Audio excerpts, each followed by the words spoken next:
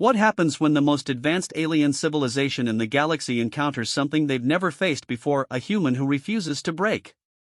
Commander Zethkar had broken countless species across 1,000 worlds, extracting secrets that toppled empires and crushed rebellions. His torture chambers were legendary, his methods precise, his success rate perfect. But, when a single human prisoner was brought before him, everything Zethkar thought he knew about pain, fear, and the limits of consciousness would be shattered forever. This isn't just another story about human resilience.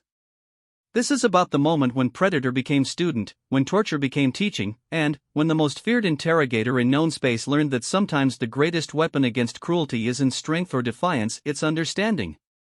What began as an attempt to break one human spirit would end up breaking down the barriers between two species and changing the course of an entire war.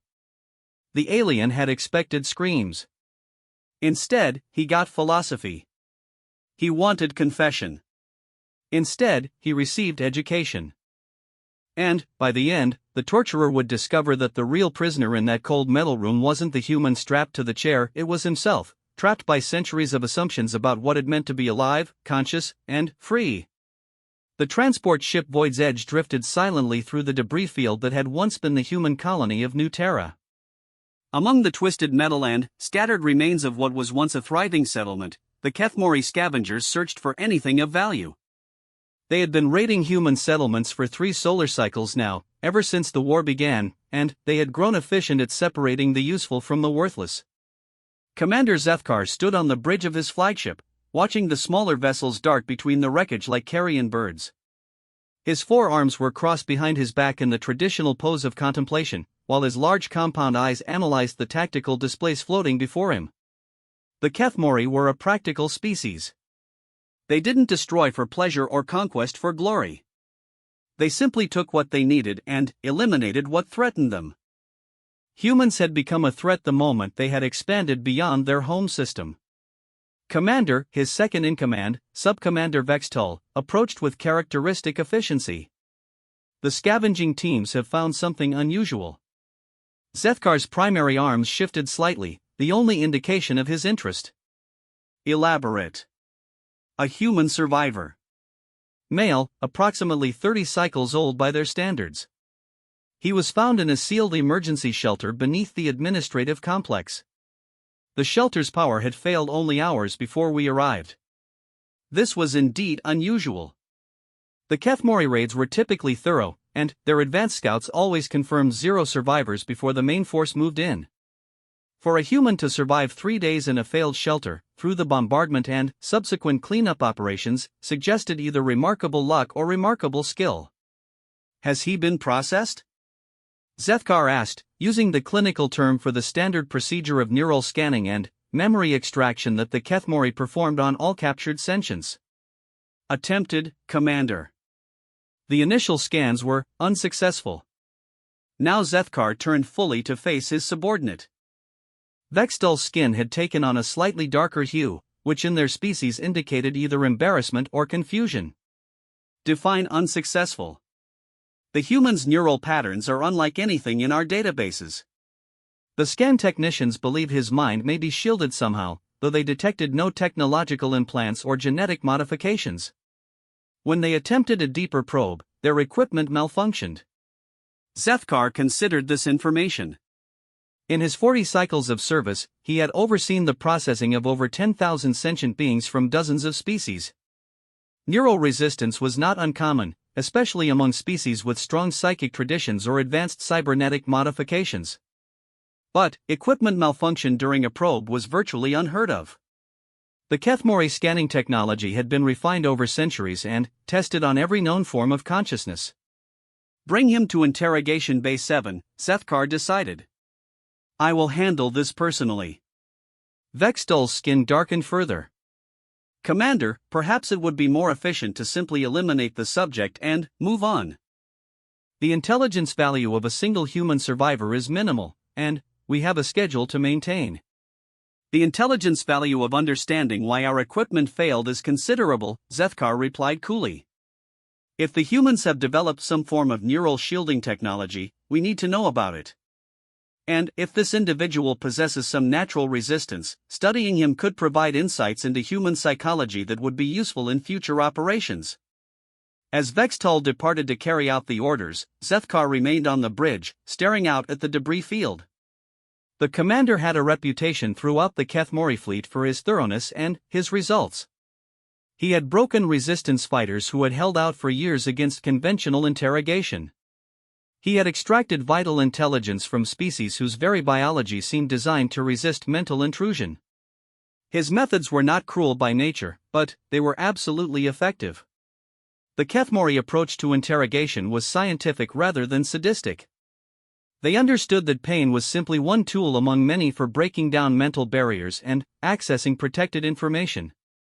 Fear, isolation, sensory deprivation, psychological pressure, and, when necessary, direct neural manipulation were all part of a comprehensive approach that had never failed to produce results.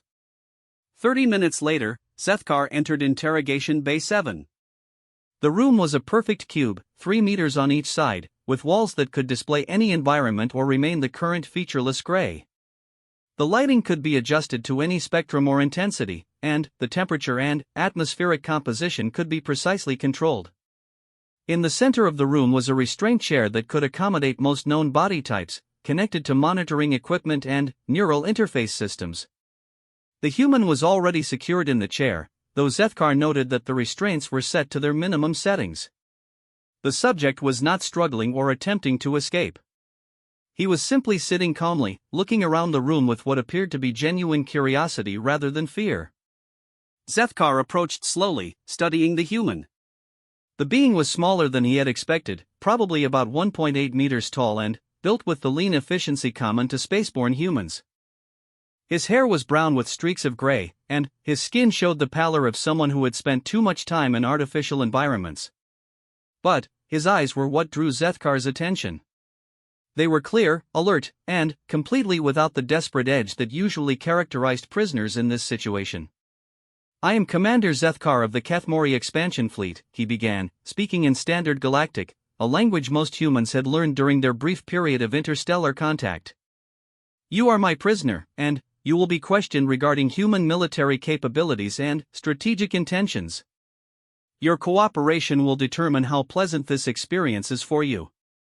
The human looked up at him with what might have been a smile. "Dr. Marcus Webb, xenoanthropologist, University of New Terra. Though I suppose that's former university now." He gestured around the room with his free hand. "Fascinating setup you have here. The psychological principles are quite sophisticated. Classical sensory manipulation combined with environmental control and physical restraint. Very effective for most species, I'd imagine." Zethkar's compound eyes focused more intently on the prisoner. In 4 decades of interrogation, he had never had a subject begin by analyzing his methods. "You seem remarkably calm for someone in your situation, Dr. Webb." "Well, panicking won't change my circumstances, will it? And, from a scientific perspective, this is actually quite an opportunity. How often does a xenoanthropologist get to observe alien interrogation techniques firsthand?" "You believe you are here to observe?" "Oh, I'm quite sure you intend to extract information from me. But observation is a two-way process, isn't it? You'll learn about humans, and I'll learn about the Kethmori. Mutual education, even under these circumstances." Zethkar activated the room's neural monitoring systems. Immediately, displays around the chamber began showing readouts of the human's brain activity, stress levels, and physiological responses. What he saw was unprecedented. The human's neural patterns showed none of the typical indicators of fear, stress, or deception. His brain activity was elevated, but in patterns associated with curiosity and intellectual engagement rather than survival responses. "Your scans indicate you are not afraid," Zethkar observed. "This suggests either advanced mental conditioning or severe psychological damage." "Or a third option," Webb replied cheerfully. "I find this genuinely interesting. Tell me, Commander, what do you know about human cognitive psychology?" "I know that humans feel pain, fear death, and can be broken through appropriate pressure. Like all sentient species." "Ah, but that's where it gets fascinating. You're absolutely correct that humans can be broken. We're remarkably fragile in many ways. But, you're making an assumption about what constitutes breaking that might not apply to our species. Zethkar moved to the control panel and began adjusting the room's settings. The temperature dropped 10 degrees, and the lighting shifted to a harsh blue spectrum that most species found disorienting. Explain. Well, you're operating under the assumption that cooperation is the result of overcoming resistance. Break the resistance, achieve cooperation. It's a logical approach that probably works very well with most species. But, humans have this peculiar trait called cognitive flexibility. We can hold multiple contradictory ideas simultaneously and switch between different mental frameworks almost instantly. The temperature dropped another 10 degrees, and a low-frequency sound began to emanate from the walls, designed to induce anxiety in most carbon-based life forms. Webb paused to listen to it with apparent interest. Subsonic stress induction. Very clever. Though I should mention that human hearing ranges don't extend quite as low as you might think. You are attempting to delay the interrogation with irrelevant conversation, Zethkar stated, though something in the human's manner was genuinely puzzling him. Not at all. I'm trying to explain something that might save us both considerable time and effort. You see, the reason your neural scanners malfunctioned isn't because I have some kind of technological shielding. It's because you're trying to map a cognitive structure that doesn't match your templates. Zethkar paused in his environmental adjustments. Continue.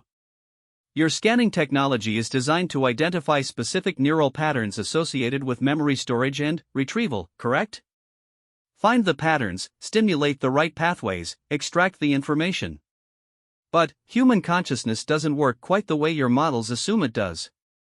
All sentient beings store memory in neural patterns. This is a fundamental principle of consciousness. Absolutely true. But, the question is how those memories are organized and accessed. Most species you've encountered probably have fairly hierarchical memory structures. Important memories are protected, casual memories are easily accessible, secrets are buried deep and defended. Am I right? Zethkar said nothing, but his posture indicated that Webb had guessed correctly. Humans evolved differently. Our memory systems are associative rather than hierarchical. Everything connects to everything else through multiple pathways. When you tried to scan for protected information, you didn't find a vault to crack. You found a network where every piece of information is connected to every other piece in dozens of different ways. You are claiming that human memory cannot be forcibly accessed? Oh, it absolutely can be. But, not the way you're trying to do it. You're looking for the key to the lock, but human memory doesn't work with locks and keys. It works with patterns and associations. And, here's the really interesting part, those patterns and associations are constantly changing based on context and emotional state. Zethkar moved closer to the restraint chair. The human's vitals remained stable despite the increasingly hostile environment Zethkar had created in the room. You are suggesting that torture is ineffective against your species? Not at all. Torture can absolutely break a human. But, it works differently than you might expect. Physical pain doesn't bypass our mental defenses, it changes the entire structure of how we think and remember. A human under sufficient stress doesn't become a compliant source of accurate information. They become a completely different person with a completely different relationship to their own memories. Different how? Well, that's where it gets really interesting from an anthropological perspective. Humans under extreme stress often develop what we call dissociative responses. Their consciousness essentially fragments to protect itself. You might succeed in breaking one fragment and extracting information from it, but that fragment might not have access to the information you actually want. Or worse, it might have access to false memories that the mind created to fill gaps. Zethkar studied the readouts more carefully. The human's brain activity continued to show patterns he had never seen before. High engagement, active memory processing, but none of the defensive structures his equipment was designed to detect and overcome. You are attempting to convince me that interrogation of your species is futile. Quite the opposite, actually. I'm trying to explain that interrogation of humans can be remarkably effective, but only if you understand how our minds actually work. You've been trying to break down a door that doesn't exist because you're looking for a building that's designed like all the other buildings you've encountered. But human consciousness isn't a building at all. It's more like a river. Elaborate on this metaphor. A river flows continuously, carrying everything along with it. You can't stop the flow to examine individual drops of water, but you can observe the patterns in the current. You can see where the water moves quickly and where it moves slowly. You can understand the underlying structure that guides the flow. Webb paused, looking directly at Zethkar with those strangely calm eyes. If you want to understand what a human knows, you don't break them. You join the conversation that's already happening inside their head. You become part of the river. For the first time in his career, Commander Zethkar found himself genuinely uncertain about how to proceed. Every interrogation protocol in his extensive training had been designed around the assumption that the subject would resist, and that resistance could be overcome through appropriate pressure. But this human wasn't resisting at all. He was engaging, explaining, teaching. And, somehow, that made him far more puzzling than any amount of defiance would have been. You claim that cooperation is more effective than coercion, Zethkar said finally. I'm claiming that for humans, cooperation and coercion might not be mutually exclusive. But, to understand that, you'd need to understand something about human nature that might not be immediately obvious to your species. Which is? Webb smiled again, that strange, calm expression that seemed completely inappropriate to his situation. Humans are social learners, Commander. We've evolved to share information as our primary survival strategy. In the right context, a human will tell you absolutely everything they know, not because you force them to, but because teaching and learning are among the most fundamental drives in our psychology. And what would constitute the right context? That's what I'm hoping we might figure out together. Zethkar stared at his prisoner for a long moment. In 40 years of interrogation, he had never encountered anything quite like this. The human claimed to want to cooperate, but not in any way that fit the established protocols. He spoke of teaching and learning as if this were a classroom rather than an interrogation chamber. And, most puzzling of all, he seemed genuinely interested in the process itself, as if the experience of being interrogated was somehow valuable to him. The commander realized he was facing a choice.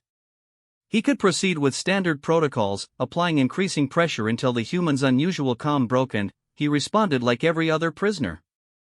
Or he could consider the possibility that this human was telling the truth, and that extracting information from him might require an entirely different approach. For a species that had conquered half the galaxy through superior technology and ruthless efficiency, the Kethmori rarely encountered situations that couldn't be resolved through established procedures. But, as Zethkar looked at the readouts from Dr. Marcus Webb's remarkably active and engaged brain, he began to suspect that he was about to enter uncharted territory. Commander Zethkar made his decision. He would test the human's claims about cooperation and social learning, not out of any sense of mercy or curiosity, but because his primary obligation was to extract useful intelligence by whatever means proved most effective. If Dr. Webb was correct about human psychology, then traditional methods might actually be counterproductive. Very well, Dr. Webb.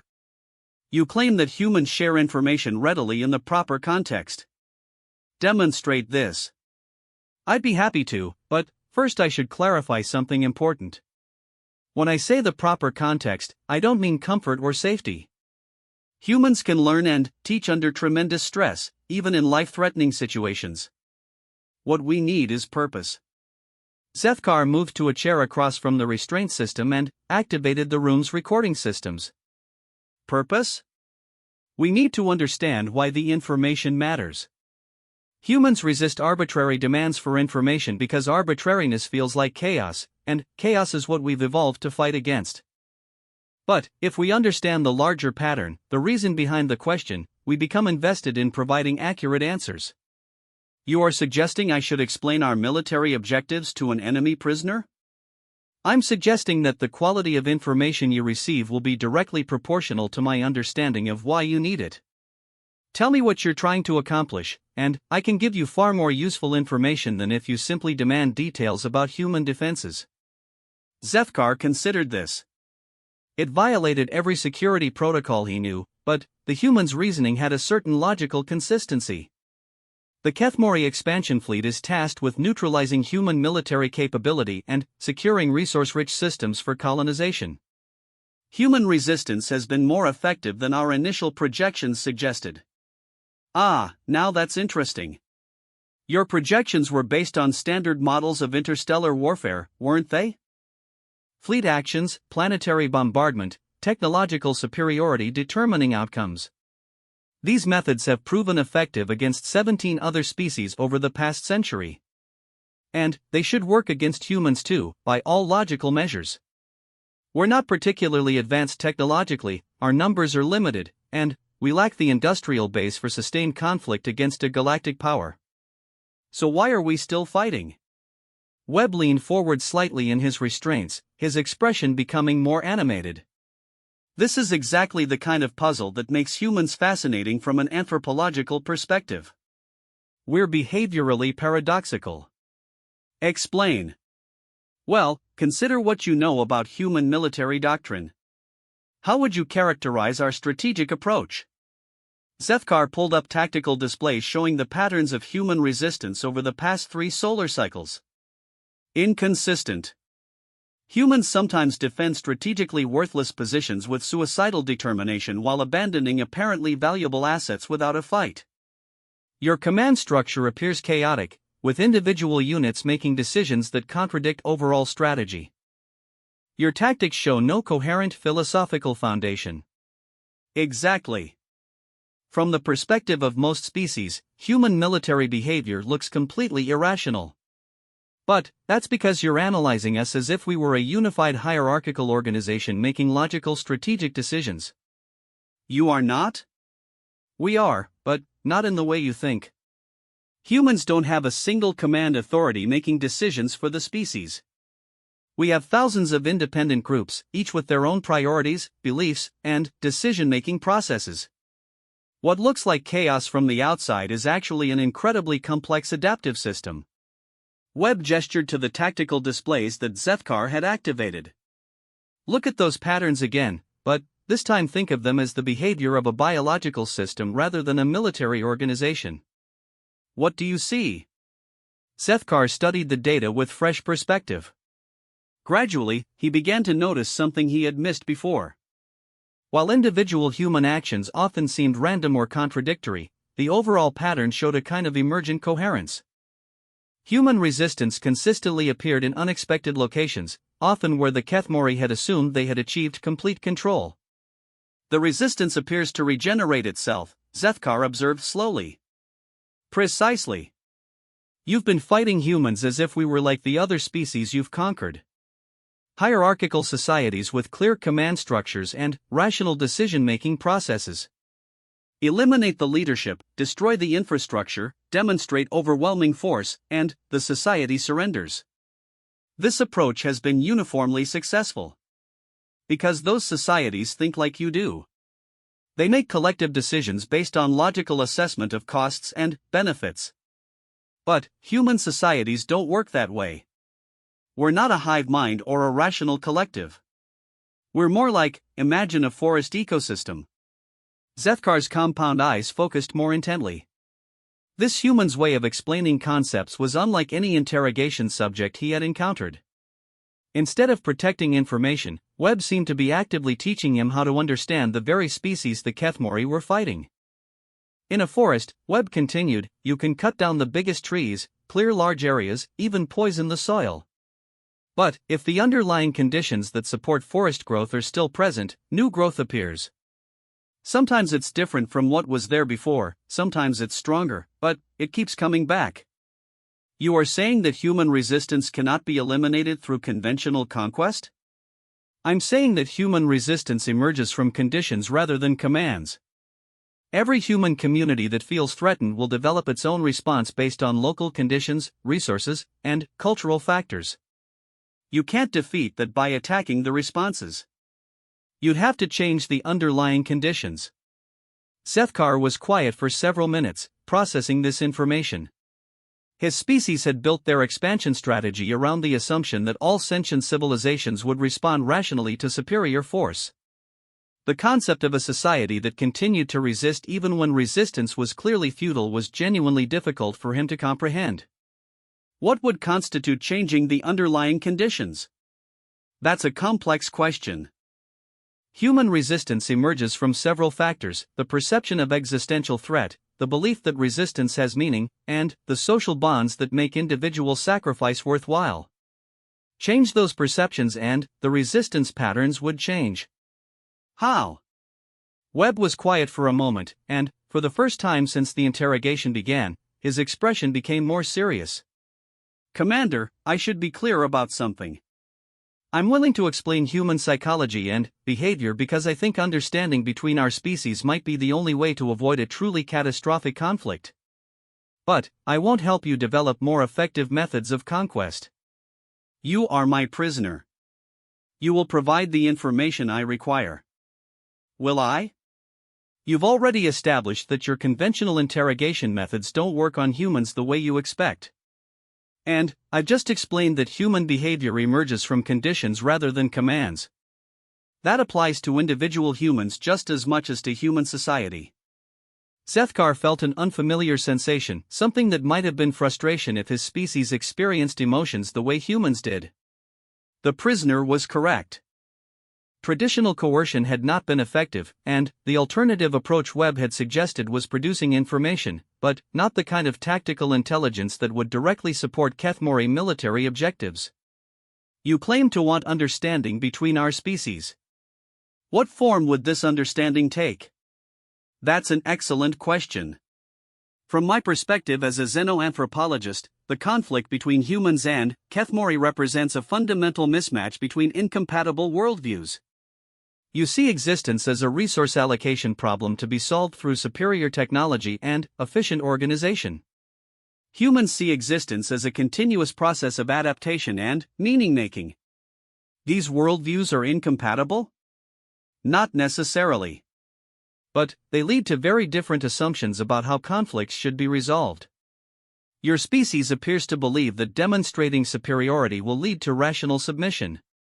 Humans tend to believe that any threat to our existence must be resisted regardless of the odds. Webb looked directly at Sethkar with those disconcertingly calm eyes. But here's what's interesting from an anthropological perspective. Both worldviews are actually trying to achieve the same thing: the survival and flourishing of their respective species. The methods are different, but the underlying goal is identical. You are suggesting a compromise is possible? I'm suggesting that there might be solutions neither of our species has considered because we've been operating under assumptions about what the other species wants and how they think. Sethkar stood and walked to the room's environmental controls. Almost without realizing it, he had returned the temperature and lighting to neutral settings. The human had been correct about the subsonic stress induction: his physiology wasn't responding to frequencies designed for other species. What would you propose? Well, that depends on what the Kethmori actually need from human space. You mentioned resource-rich systems for colonization. Are you looking for the resources themselves, or for planets suitable for Kethmori habitation? Both. Our population has outgrown our available territory, and our industrial expansion requires access to specific mineral deposits. Interesting. And you assume that requires displacing the existing human population? Human settlements interfere with optimal resource extraction and planetary development. Webb was quiet for a moment, clearly thinking. Commander, what do you know about human terraforming and resource extraction methods? Your technology is inferior to ours in both areas. Absolutely true. But that might not be the relevant comparison. What you should be asking is whether human methods might be complementary to yours rather than competitive. Elaborate. Humans have developed extremely sophisticated techniques for working with existing ecosystem rather than replacing them. We're very good at finding ways to extract resources while maintaining biological stability. The Kethmori appear to prefer complete environmental restructuring for maximum efficiency. This is correct. So here's a thought experiment. What if, instead of displacing human populations to access resources, the Kethmori negotiated agreements for resource extraction using combined technologies? Humans maintain the biological systems and extract resources using minimal impact methods. Kethmori provide industrial processing and interstellar transport. Both species benefit. Zethkar found himself genuinely considering the proposal. It was unlike any solution that had been discussed in Kethmori strategic planning. The assumption had always been that resource extraction required complete control of the territory involved. But the human was suggesting a model based on specialized cooperation rather than conquest. Your species would agree to such an arrangement? That would depend on the specific terms and on how the proposal was presented. But humans are actually very good at cooperative arrangements when we understand the mutual benefits. We've been doing it among ourselves for thousands of years. Yet you resist our expansion efforts. Because you're not proposing cooperation. You're demanding surrender. From a human perspective, those are completely different things. Webb shifted slightly in his restraints, looking more relaxed than any prisoner should have a right to be. Commander, can I ask you a question about Kethmori psychology? The question was so unexpected that Zethkar answered before fully considering the implications. What question? Why is conquest the preferred solution for resource acquisition? Your species obviously has the technological capability for deep space mining, artificial habitat construction, even stellar engineering. Why expand into occupied systems at all? It was the first time in the interrogation that Zethkar felt genuinely off balance. The question touched on fundamental assumptions about Kethmori civilization that he had never examined critically. Occupied systems provide established infrastructure and biological diversity that artificial environments cannot replicate. That's true. But it's not really an answer to the question, is it? There are thousands of uninhabited systems with suitable resources and environmental conditions. Why choose systems that require military conquest? Zethkar realized he didn't have a ready answer. The strategic planning documents he had studied throughout his career simply assumed that expansion into occupied territory was preferable to alternatives. The reasoning behind that assumption had never been explicitly stated. Perhaps, Webb said gently, the Kethmori preference for conquest isn't purely practical. Perhaps it serves some psychological or cultural function that isn't directly related to resource acquisition. You are analyzing my species. I'm trying to understand the real parameters of the situation we're both facing. If the conflict between humans and Kethmori is based on genuine resource scarcity and incompatible habitat requirements, that's one problem with one set of potential solutions. But if the conflict is based on cultural assumptions about how interspecies relationships should work, that's a different problem with different solutions. Zethkar sat back down, his posture indicating deep thought. The human had somehow managed to reverse the interrogation without Zethkar noticing the transition. Instead of answering questions about human capabilities and intentions, Webb was asking questions about Kethmori motivations and assumptions. And, somehow, this felt more productive than any interrogation session Zethkar had ever conducted. Dr. Webb, you claimed that humans are social learners who share information readily in the proper context. What have you learned from this conversation? That the Kethmori are far more intellectually sophisticated than human intelligence reports suggested. That your species values efficiency and logical consistency in ways that humans often don't. And that you're capable of considering alternative approaches when presented with clear reasoning. And what have you shared? Information about human psychology and behavior that might help prevent unnecessary casualties on both sides. Suggestions for alternative approaches to interspecies contact that could benefit both civilizations. And, perhaps most importantly, a demonstration that productive communication between our species is possible. Webb looked directly at Zethkar with an expression that might have been hope. Commander, what have you learned? Zethkar considered the question seriously. That human thought processes are more complex than our models predicted. That your species' resistance patterns may be generated by factors we have not properly understood. And that interrogation and education may not be mutually exclusive processes. Interesting conclusions. What are you planning to do with that information? It was a fair question, and one that Zethkar realized he couldn't answer immediately. Standard protocol would be to compile his findings into a report for Fleet Command, recommending either modified tactical approaches or escalated pressure.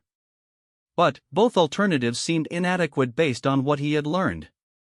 Dr. Webb, you have suggested that humans resist arbitrary demands but cooperate when they understand the larger purpose. What would happen if I were to propose continuing this conversation as a formal diplomatic contact rather than an interrogation? Webb's expression brightened noticeably. Now that would be a genuinely unprecedented experiment in interspecies communication. I think it could be extraordinarily valuable for both our civilizations. But you would still be my prisoner. Would I? Or would I be your first diplomatic contact with an intact human society? Zethkar realized that the choice he had thought he was making at the beginning of the interrogation was still in front of him, but the options had changed completely. He could return to standard protocols and treat Webb as a source of intelligence to be mined. Or he could take the truly unprecedented step of treating him as what he claimed to be a teacher, a representative of his species, and potentially the first step toward a completely different kind of interspecies relationship. Commander Zethkar made a decision that would have been incomprehensible to him just hours earlier. He deactivated the restraint system holding Dr. Webb and stepped back from the chair. "This is now a diplomatic meeting," he announced formally. "You are no longer classified as a prisoner under interrogation." Webb rubbed his wrists where the restraints had been, though he showed no signs of discomfort or resentment. "Thank you, Commander. I think this could be the beginning of something quite remarkable. There are conditions. You will remain in this bay under security protocols appropriate for an enemy alien. Any attempt to escape or to damage this vessel will result in immediate termination. And you will continue to provide information about human capabilities and intentions. Understood and accepted. Though I should mention that the information will be more accurate and useful if it's provided in the context of mutual education rather than one-sided intelligence gathering." Zethkar found himself in a situation without precedent in Kethmori military protocol. He had just voluntarily released an enemy prisoner and declared a diplomatic relationship that had no authorization from Fleet Command. By any reasonable standard, his actions bordered on insubordination. Yet the information he had already obtained suggested that conventional approaches to the human problem were fundamentally flawed. Begin with an explanation of human decision-making processes at the individual level. Our tactical models assume rational actors responding predictably to incentives and threats. Webb stood and moved to the center of the room, apparently comfortable despite being surrounded by alien technology in the heart of an enemy fleet. Rational decision-making does occur in humans, but it's only one layer of a much more complex process. Most human decisions are actually made by emotional and intuitive systems that operate faster than conscious reasoning. Emotion is a factor in tactical decisions? Emotion is the primary factor in most human decisions.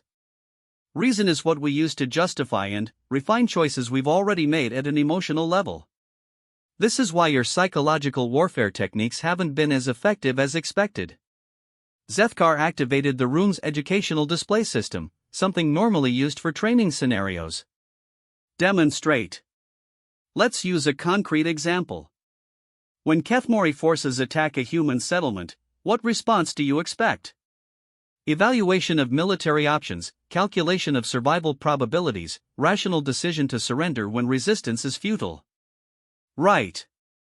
That's how most species would respond. But here's what actually happens in human psychology: the attack triggers what we call the protection response. It's a deep evolutionary program that activates when humans perceive threats to their family, community, or identity.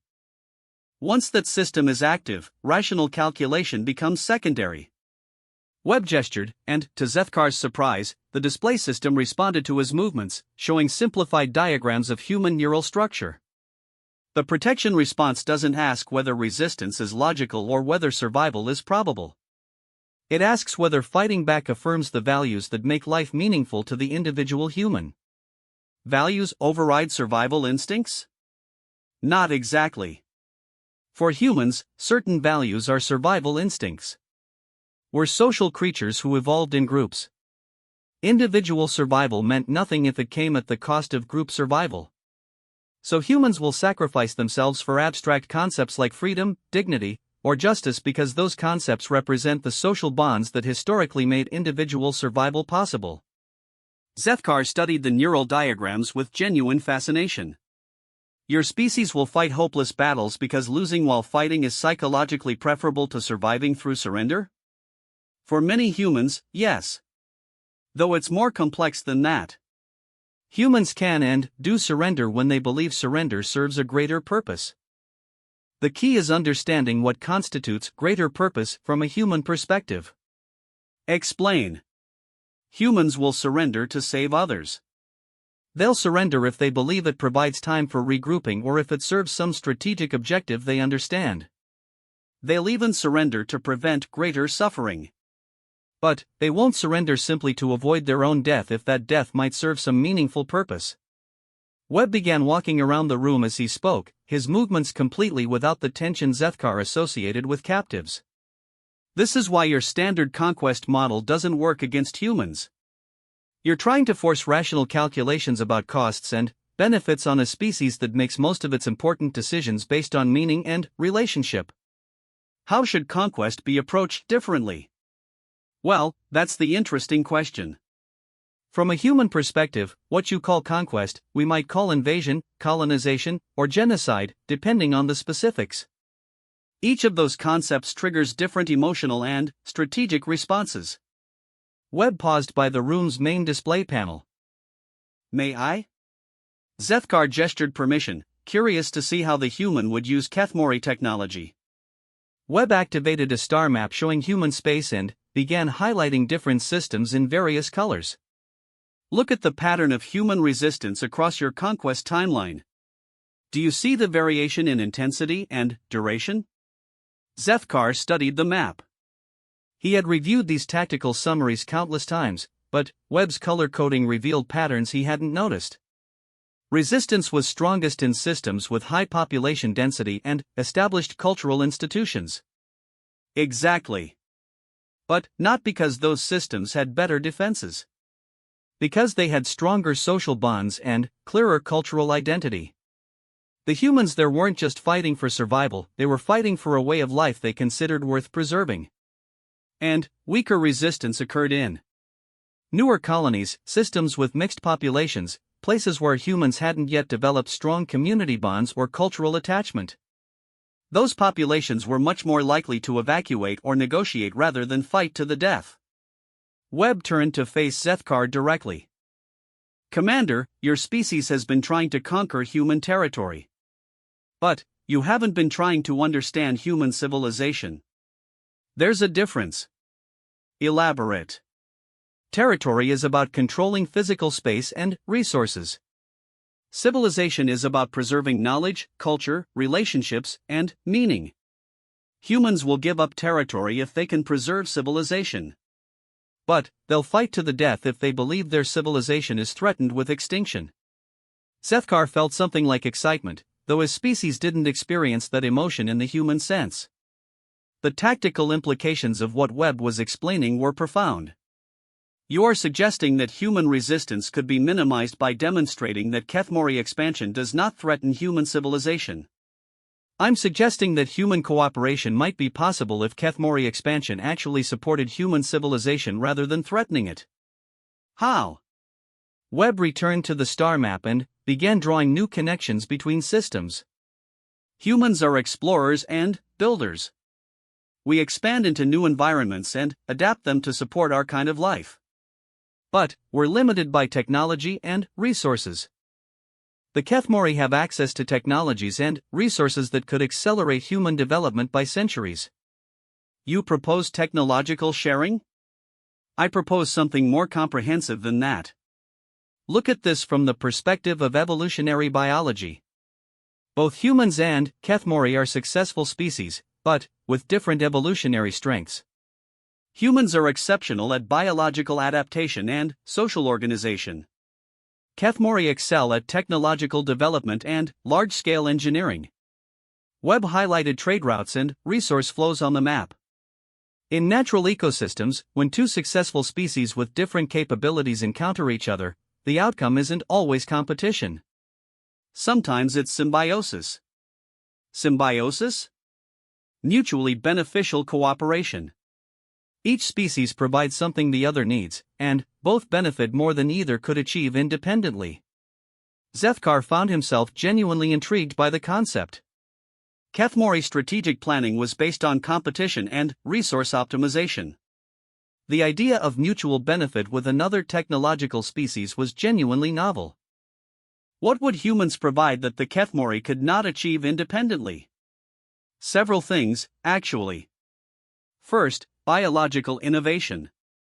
Humans are extremely good at developing technologies that work with natural systems rather than replacing them. Your terraforming techniques are impressive, but they require massive energy inputs and complete environmental restructuring. Human techniques preserve existing biomes while modifying them for habitability. Webb highlighted several human colonies on the map.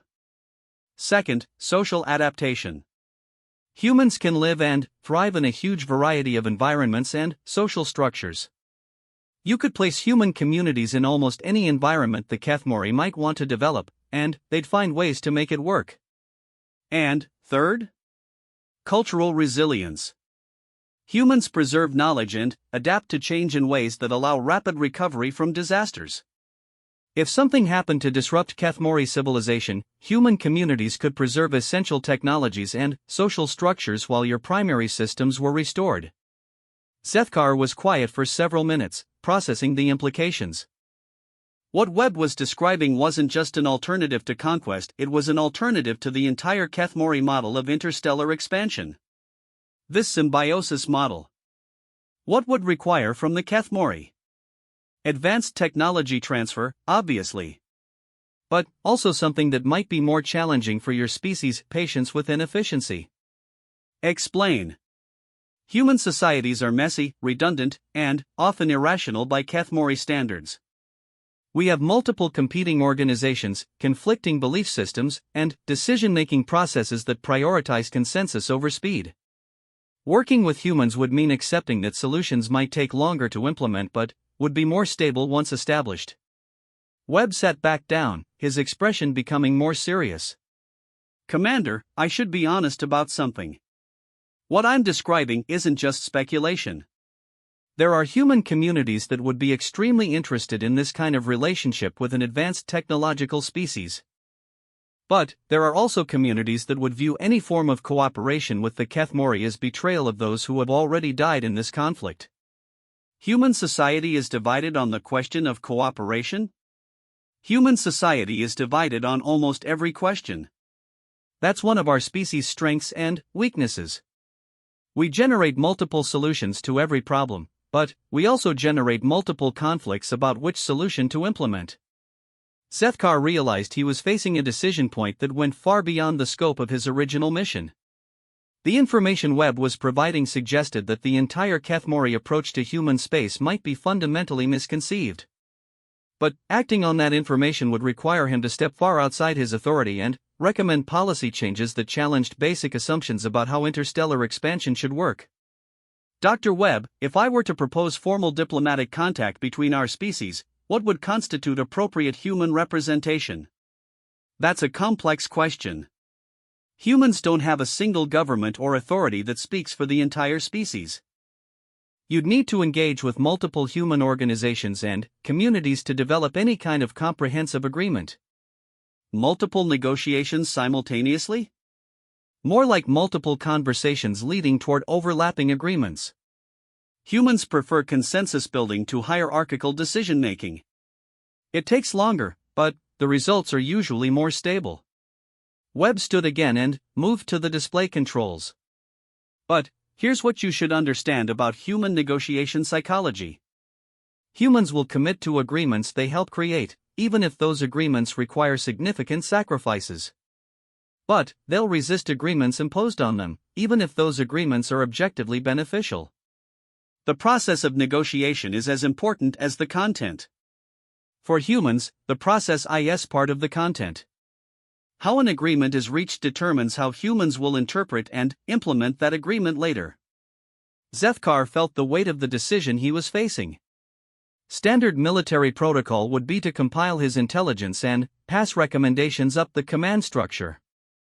But Webb's information suggested that standard protocol might be exactly the wrong approach for dealing with humans. If the human was correct about his species' psychology, then Kethmori command structure itself might be incompatible with effective human negotiations. Dr. Webb, you have provided information that could significantly alter Kethmori's strategic planning. What do you expect in return? The opportunity to continue this conversation with broader representation from both species. What we've accomplished here is proof that productive communication between humans and Kethmori is possible. But communication between two individuals isn't enough to prevent a war. Webb looked directly at Zethkar with an expression that might have been hope mixed with determination. Commander, you now understand humans better than any other member of your species. That makes you incredibly valuable as a potential intermediary. But it also makes you dangerous to the status quo on both sides. Dangerous how? Because once two species understand each other well enough, it becomes very difficult to justify continued conflict. And there are individuals and organizations on both sides who benefit from continued conflict. Zethkar realized that Webb was correct about the danger. The information he had gathered could indeed lead to fundamental changes in how the Kethmori approached interstellar expansion. But those changes would threaten established military and political structures throughout Kethmori space. Similarly, any humans who cooperated with the Kethmori would face accusations of treason from their own species. You are willing to accept this danger? I'm a xenoanthropologist, Commander. Understanding other species is exactly what I've spent my life trying to do. If this conversation could lead to peaceful contact between humans and Kethmori, then it represents the most important work I've ever done. Webb paused, his expression becoming more thoughtful. But I should ask you the same question. Are you willing to risk your position and possibly your life to explore alternatives to conquest? It was a question Zethkar had never expected to face, and one his training had not prepared him to answer. But, as he looked at the wealth of information Webb had provided, and considered the strategic implications of what he had learned, he realized that continuing on the current path was likely to result in a protracted and devastating conflict that might ultimately destroy both civilizations. Dr. Webb, I believe this conversation should continue. But expanding it to include others will require careful planning and considerable risk for both of us. I understand. But, Commander, consider this: we've demonstrated that when humans and Kethmori actually communicate rather than simply fighting, we can find common ground and mutual benefit. What if that principle could be applied more broadly? You believe peace is possible between our species? I believe understanding is possible. And, once understanding exists, peace becomes a choice rather than an impossibility. Over the following days, what had begun as an interrogation evolved into something unprecedented in both human and Kethmori experience. Commander Zethkar found himself returning to the bay that had become less a prison cell and more a meeting space, drawn by conversations that challenged everything he thought he understood about interspecies relations. Dr. Webb had been provided with access to basic amenities and educational materials about Kethmori civilization, while Zethkar brought detailed records of human resistance patterns and tactical analyses. What emerged was a collaborative examination of the conflict from perspectives neither species had previously considered. Commander, Webb said during their fourth extended conversation, I've been reviewing your tactical records, and I think I understand why this war has been so much more difficult than your projections suggested. Zethkar activated the room's analysis displays, which now showed a complex mixture of human and Kethmori data formats. Elaborate. Your entire strategic framework is based on the assumption that victory is defined by control of territory and resources. But, for humans, victory often means something completely different. Webb highlighted several engagements where human forces had fought to apparent defeat, yet somehow achieved outcomes they considered successful. Look at the Battle of Kepler Station. From a Kethmori perspective, it was a decisive victory. You destroyed the station, eliminated the defending fleet, and secured the system. Correct. Total victory achieved with minimal losses. But, from a human perspective, Kepler Station was also a victory. The defenders delayed your advance for 3 weeks, allowing civilian populations in 6 other systems to evacuate. They also gathered intelligence about Kethmori tactics that was transmitted to other human forces before the station fell. Zethkar studied the timeline more carefully. The humans fought a battle they knew they could not win in order to achieve objectives that were invisible to us. Exactly. Human strategic thinking is often based on accepting losses in one area to achieve gains in another. We call it tactical sacrifice for strategic advantage, but it goes deeper than that. Humans can redefine what constitutes victory in the middle of a battle based on changing circumstances. This explains the apparent irrationality of human resistance patterns. It also explains why conventional conquest has been so difficult. You've been trying to defeat an enemy that doesn't define defeat the same way you do. Every time you think you've won decisively, you discover that the humans achieved something they consider valuable. Webb moved to the star charts they had been developing together, which now showed the conflict from both species' perspectives simultaneously. But, here's what's really interesting. This difference in strategic thinking could be an advantage in a cooperative relationship. How? Kethmori strategic planning appears to be excellent at achieving clearly defined objectives efficiently. Human strategic thinking is good at adapting to unexpected circumstances and finding value in apparent setbacks. Those are complementary capabilities. Zethkar found himself nodding, a gesture he had unconsciously adopted from observing Webb. You are suggesting that joint strategic planning might be superior to either approach independently. I'm suggesting that we've already demonstrated it. Look at what we've accomplished in these conversations.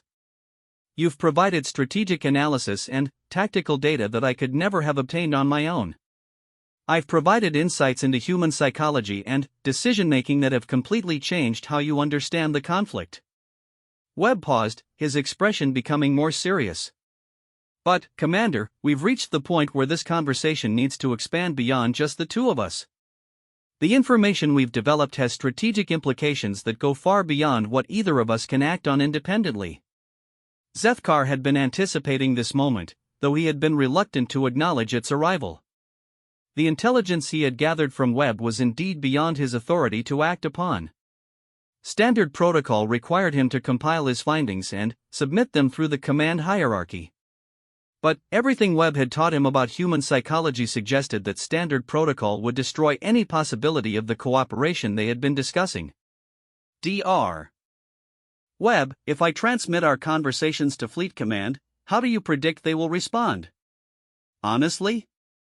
They'll probably conclude that you've been compromised by prolonged contact with an enemy agent.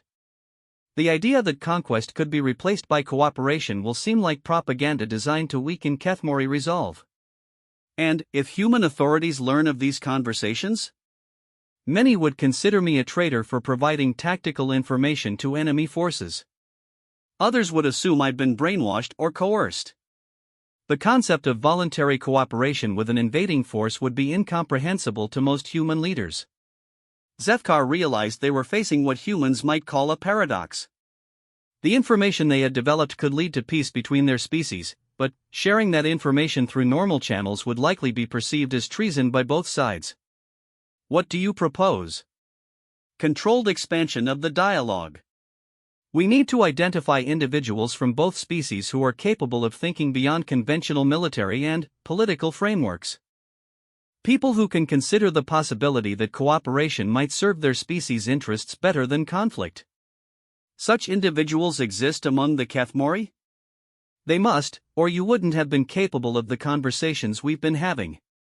Your own responses demonstrate that Kethmori are capable of considering alternatives to established doctrine when presented with compelling evidence. Webb activated a section of the display showing biographical data on Kethmori fleet personnel. Who among your colleagues has shown similar intellectual flexibility? Zethkar considered the question carefully. Most of his fellow commanders were competent tactical thinkers, but few had demonstrated interest in strategic innovation. However, there were exceptions. Sub-Commander Vextall has occasionally questioned standard approaches to occupied territory management. And Fleet Analyst Kawairon has written papers suggesting modifications to contact protocols. Could you arrange for them to observe one of our conversations without triggering security concerns? Possibly. If framed as evaluation of new interrogation techniques. Good. And I've been thinking about human representation. The challenge is that most human military and political leaders are currently focused on immediate survival rather than long-term strategic alternatives. But there are humans in non-military positions who might be more open to unprecedented approaches. Webb pulled up data about human academic and research institutions. Scientists, diplomats, and social theorists who study interspecies contact. People whose professional training involves considering possibilities that haven't been tested before. How would such individuals be contacted? That's the delicate part. Any direct contact from Kethmori forces would be perceived as either an attack or a deception. But if the initial approach came from me, with clear evidence that productive dialogue was already underway, some might be willing to participate. Zethkar saw the logic in Webb's proposal, but also the enormous risks involved. What they were contemplating was essentially a covert diplomatic initiative undertaken without authorization from either government. If discovered, it could be treated as mutiny by the Kethmori and treason by the humans. Dr. Webb, the risks of this approach are considerable for both of us. Commander, the risks of not trying this approach might be the complete destruction of both our civilizations. This war has been escalating steadily. Human resistance is becoming more sophisticated and more desperate. Kethmori responses are becoming more overwhelming and more destructive. Without some kind of intervention, we're looking at a conflict that could last for decades and cost millions of lives on both sides. Webb's expression became more intense. But we've proven that productive communication is possible. We've demonstrated that humans and Kethmori can find common ground and develop mutually beneficial solutions. If we can do it, others can do it too. The question is whether we're willing to take the risks necessary to find out. Zethkar made his decision. I will arrange for Sub-Commander Vextall and Analyst Kawairon to observe our next conversation. If they respond positively, we can consider expanding the group further. And I'll prepare a communication for transmission to human academic networks. Something that makes it clear I'm safe and participating voluntarily in a genuine dialogue about alternatives to continued conflict. Over the next several hours, they worked together to plan the next phase of their unprecedented experiment. Webb prepared materials explaining human psychology and strategic thinking that could be presented to other Kethmori, while Zethkar developed protocols for expanding the dialogue without triggering security interventions. When Sub-Commander Vextall and Analyst Kawairon arrived for what they believed was an observation of advanced interrogation techniques, they found something completely outside their experience. Instead of a prisoner being pressured for information, they discovered what appeared to be a collaborative research session between former enemies. Commander, Vextall said privately after observing for 2 hours, the human appears to be providing information voluntarily. More than that, he seems to be actively teaching you about his species. Correct. Dr. Webb has demonstrated that human cooperation is possible, but only under conditions very different from our standard protocols. This violates multiple regulations regarding prisoner treatment and information security. It also violates multiple assumptions about interspecies relations that may have been preventing us from achieving our actual objectives. Zethkar activated displays showing the strategic analyses he and Webb had developed together. Sub-Commander, what do you see when you examine these assessments of human resistance patterns? Vextall studied the data carefully. As one of the fleet's more innovative tactical thinkers, he quickly grasped the implications. Human resistance is more sophisticated than our models predicted. They're fighting for objectives we didn't realize existed, using strategies based on values rather than pure military logic. And What does this suggest about the effectiveness of continued conventional conquest? That it may be suboptimal. Vexdal's skin darkened slightly as he considered the implications.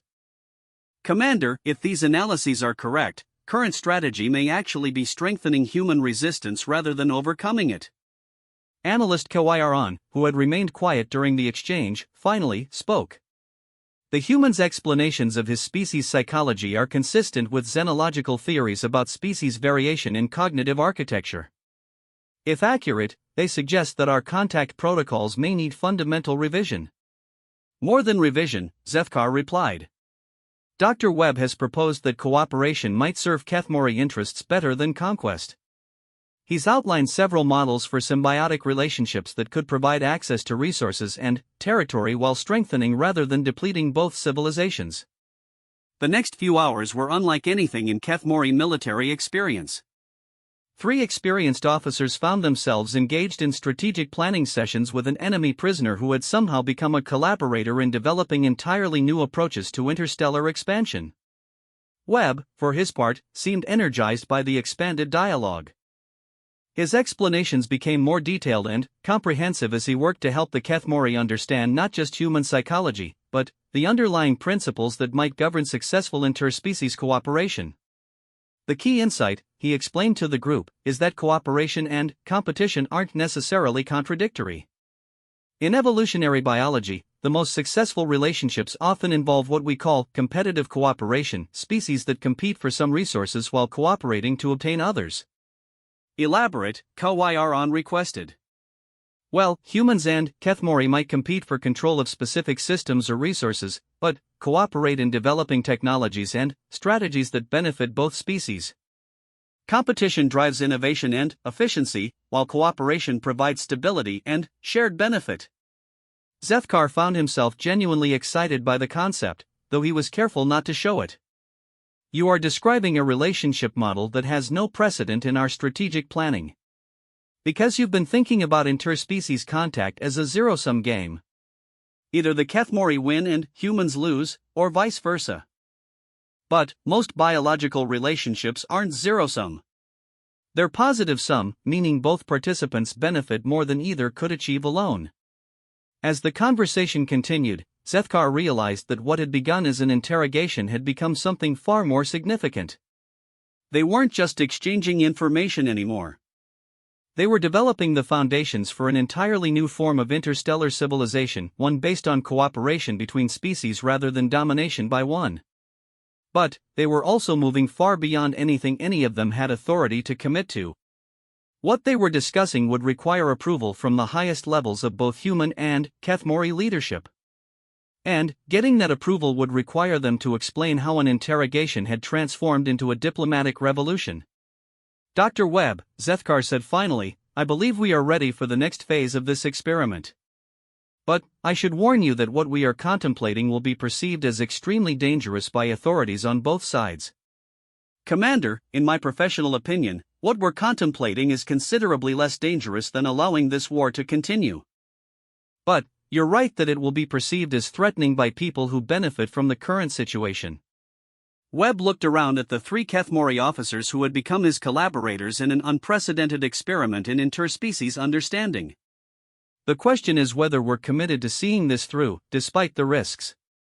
Because once we take the next step, there won't be any going back to the way things were. Zethkar realized that the choice he faced was no longer just about military tactics or strategic planning. It was about what kind of universe he wanted to help create, one based on conquest and domination, or one based on cooperation and mutual benefit. And, somehow, a human prisoner had given him the tools to make that choice consciously rather than simply following established protocol.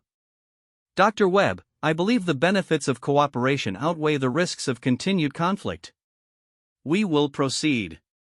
6 months later, Commander Zethkar stood in what had once been Interrogation Bay 7, but was now designated as the first interspecies communication center in known galactic history.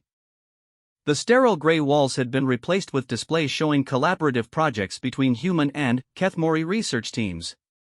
Where restrained chairs had once stood, there were comfortable seating arrangements designed to accommodate both species' physiological needs. Dr. Marcus Webb sat across from him, no longer a prisoner but officially designated as the first human Kethmori cultural exchange coordinator.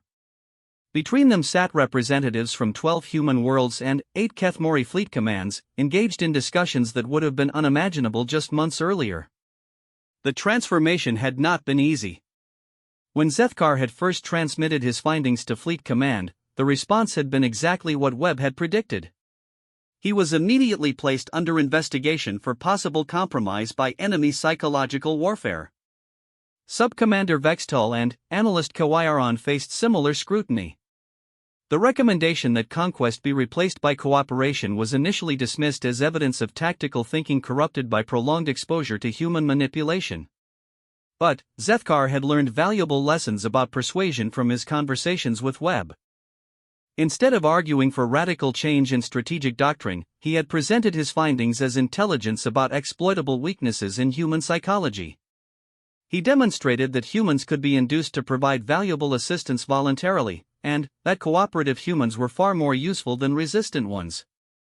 He framed cooperation not as an alternative to conquest, but as a more efficient method of achieving traditional Kethmori objectives. The breakthrough had come when Fleet Admiral Raxketh agreed to observe one of the expanded dialogues between Kethmori officers and Webb. The Admiral had arrived expecting to see evidence of human deception and Kethmori naivety. Instead, he witnessed a collaborative strategic planning session that produced tactical innovations neither species could have developed independently. Webb had been equally strategic in his approach to human authorities.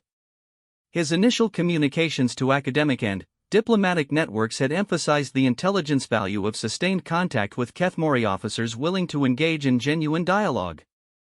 He presented the conversations as unprecedented opportunities to understand alien strategic thinking and technological capabilities.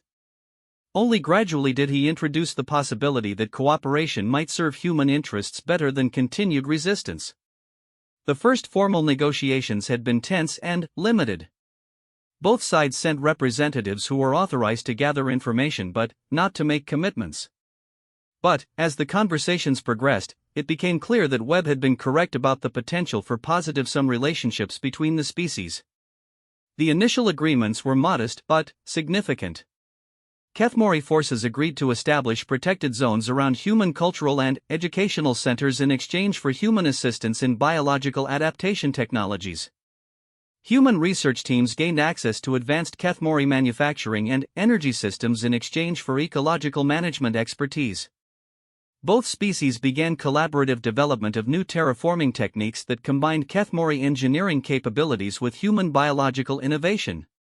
More importantly, the process of negotiation itself became a model for ongoing cooperation. Mixed teams of humans and Kethmori worked together on specific projects, gradually developing the trust and understanding necessary for more comprehensive agreements. Dr. Webb, Admiral Raxketh was saying, the resource extraction efficiency in the joint operations exceeds our projections by 37%. How do you account for this improvement? Webb smiled, an expression that the Kethmori had learned to associate with productive human thinking. Admiral, it comes back to the fundamental difference between conquest and cooperation. When humans work under conquest, we minimize our effort and maximize our resistance. When we work in genuine cooperation, we optimize for mutual benefit. Elaborate. Humans under cooperation don't just provide what's required of them. They provide innovations, improvements, and solutions to problems you didn't even know you had. A human working cooperatively will suggest better ways to accomplish objectives, point out inefficiencies in current methods, and develop new approaches that benefit everyone involved. Kawayaran, who had become the leading Kethmori specialist in human psychology, added her own observations. Human creative problem-solving appears to be enhanced by collaborative relationships. When they understand that their innovations will benefit their own communities as well as Kethmori objectives, they generate solutions neither species would discover independently. Sub-Commander Vextol, now promoted to head the new Joint Operations Division, displayed the latest project reports. The asteroid mining operation in the Vega system has become our most productive extraction site. The humans developed biological processing techniques that triple the yield from standard mechanical systems. And, Webb added, the human communities in that system have achieved their highest standard of living in colonial history. Access to Kethmori transportation and manufacturing technology has eliminated resource scarcity and infrastructure limitations. Admiral Raxketh studied the data carefully. As one of the architects of the original expansion strategy, he had been among the most skeptical of the cooperation model. But the results were undeniable. Every joint operation had exceeded efficiency projections while reducing the resource costs associated with maintaining occupation forces and suppressing resistance. Dr. Webb, your species' adaptation to this new relationship has been more successful than our models predicted. What accounts for human acceptance of Kethmori presence in their systems? Humans adapt well to change when we understand the benefits and maintain agency in the process. In the joint operations, humans aren't being conquered or dominated. We're being invited to participate in something larger than any individual human community could achieve alone. Web-activated displays showing human settlements in systems with Kethmori operations. Look at the cultural development in these communities. Access to interstellar communication and transportation has connected human communities across dozens of systems. Educational exchange, scientific collaboration, and cultural interaction have all accelerated beyond anything possible when humans were limited to isolated individual systems. And the resistance movements? Still exist, but they're increasingly marginalized. It's difficult to maintain resistance against a relationship that's producing obvious benefits for human communities. Most former resistance fighters have either joined the cooperative operations or moved to systems outside the joint development areas. Zethkar, who had been quietly observing the exchange, spoke up. Admiral, the success of the cooperation model has strategic implications beyond our current operations. Explain. We have established productive relationships with humans in 15 systems, representing approximately 30% of human space. The remaining systems are increasingly interested in similar arrangements, not because of military pressure, but because of the obvious benefits achieved by the cooperative communities. You are suggesting that voluntary expansion might be more efficient than conquest? I am suggesting that our current approach has converted former enemies into allies while achieving resource access and territorial development superior to what conquest had accomplished. Admiral Raxketh considered this information. And the long-term implications? Webb and Zethkar exchanged glances, a communication that had become natural after months of collaboration. Webb responded first. Admiral, what we've developed here isn't just a more efficient method of expansion. It's a fundamentally different model of interstellar civilization. Elaborate. Traditional expansion assumes that space and resources are limited, and that one species' gain necessarily means another's loss. But what we've discovered is that cooperative development actually increases the available resources and expands the useful space. Zethkar added his own perspective. Human biological innovation combined with Kethmori engineering has made previously uninhabitable systems viable for both species. Joint development creates more value than either species could achieve independently. You are describing exponential rather than linear expansion, the Admiral observed. Exactly. And that's just with two species. As we develop better methods of interspecies cooperation, we could potentially work with other civilizations as well. Instead of a galaxy dominated by one technological species, we could have a galaxy developed cooperatively by multiple species, each contributing their unique capabilities. Admiral Raxketh was quiet for several minutes, processing the implications. What Webb and Zethkar were describing represented a complete transformation in how interstellar expansion could work. Instead of the traditional model of one species conquering and displacing others, they were proposing a model where expansion meant building mutually beneficial relationships with other civilizations. Dr. Webb, Commander Zethkar, what you are proposing would require unprecedented changes in both human and Kethmori civilization. It would, Webb agreed. But, Admiral, consider what we've accomplished already. 6 months ago, our species were fighting a war that could have lasted decades and cost millions of lives. Today, we're developing joint projects that benefit both civilizations and could serve as models for relationships with other species. And, the process has been educational for both sides, Zethkar added. The Kethmori have learned that efficiency isn't always optimal, that some apparent inefficiencies actually produce superior long-term results. Humans have learned that large-scale organization and planning can enhance rather than restrict individual creativity and freedom. Webb stood and moved to the large display showing the current extent of human Kethmori cooperative operations. Admiral, what we've demonstrated is that different species can maintain their distinct characteristics while working together for mutual benefit. Humans are still recognizably human, and Kethmori are still recognizably Kethmori. But both species are achieving things they never could have accomplished independently. And the resistance to this model is decreasing steadily as the benefits become more obvious. Humans who were initially suspicious of any relationship with the Kethmori now see communities that have access to technologies and opportunities that seemed impossible just months ago. Kethmori who questioned the efficiency of cooperation now see productivity levels that exceed anything achieved through conquest. Admiral Raxketh made his decision. Dr. Webb, Commander Zethkar, I am authorizing expansion of the cooperative development model to all systems where both species are present. I am also authorizing exploration of similar approaches with other civilizations we encounter. Thank you, Admiral, Webb replied.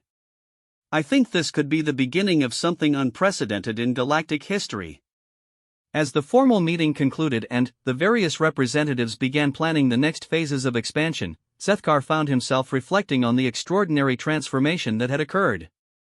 What had begun as a routine interrogation of an enemy prisoner had evolved into a fundamental reimagining of how intelligent species could relate to each other. Dr. Webb, he said as they prepared to leave the communications center, when you were first brought to this room, did you anticipate this outcome? Webb considered the question seriously. I hoped for something like it, but I honestly didn't expect it to work as well as it has. What I knew was that